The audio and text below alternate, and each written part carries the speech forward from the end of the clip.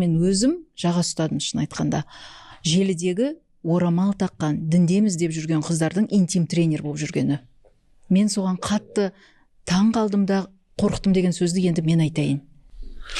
Иә, мен бағана сөзім басында айттым ғой, біз орамал тақса, сақал қойса, яки мешітке барса, бір әулиесімді көреміз да. Біріншіден, бұл формадан шығуымыз керек. Бұл адам, бұл әулие емес, бұл пайғамбар емес, бұл маасум дейді. Яғни күнәсіз бір аспанында бір төбесінде бір бұлт тұратын бір күннің басы шағылысып тұратын әулие емес. Бұл адам, сіз бен мен сияқты. Ол да қателеседі. Әлбетте, ол намаз оқыса өзі үшін оқиды, ораза ұстаса өзі үшін оқиды, ұстайды. Енді мен ораза ұстадым, сендер үшін деп ешкім айтпайды ғой.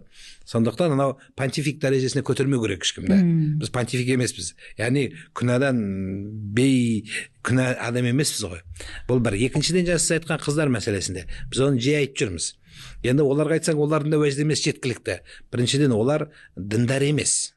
Діндар емес. Біздің халық неге қабылдамай жатыр? Біздің халық мынау үшін қабылдамай жатыр ғой оны. Әйтпесе интим тренерлер толып жатыр. Түр-түрмен айтып жатқандар, жаңағы мәселенің бәрін ашып жатқандар. Бірақ бұл қыздардың мына орамалдағы айтқан мәселелері, әрі оны қиып алып тез таратып жібергені. Мысалы айтайық, осы тиктоктан көріп қалдым ғой деймін, сол орамал таққан қыздардың бір биін түсіріп салып жіберген. Енді қараңыз.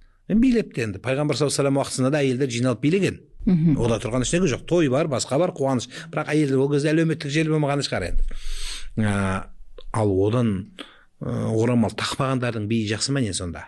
Мысалы жерге жатып алып домалап жатқан жасы келген апамыздың іш киіміне дейін көрініп жатыр. Ол тұр ғой интернетте. Оны ешкім айтпайды, көрдіңіз ба? Сондықтан айтқан болар едім, Құранда мына аят келеді, я айюханниса наби, ей пайғамбардың әйелдері деп сол мағынаға келеді да. Яғни ол әйелдер, сендер басқа әйелдер сияқты емессіңдер деген сөзді айтқым келіп тұр. Орамал таққан қыз және кез келген қазақтың қызы көшеге шыққанда әкесінің, бауырының, баласының, ерінің абыройын алып шығады көшеге. Осы нәрсені аманат етіп түсіну керек. Ертең жаңа сіз айтқан тренерлердің бәрі дүниеден өтіп кеткен кезде ұрпақтары қарап тұрып, мынау не айтқан деген сияқты сөз қалады ғой. Сондықтан не айтамыз, енді айта берсек мәселе көп. Құдай инсап берсін, хидаят берсін дейміз, Құдай жүректеріне салсын.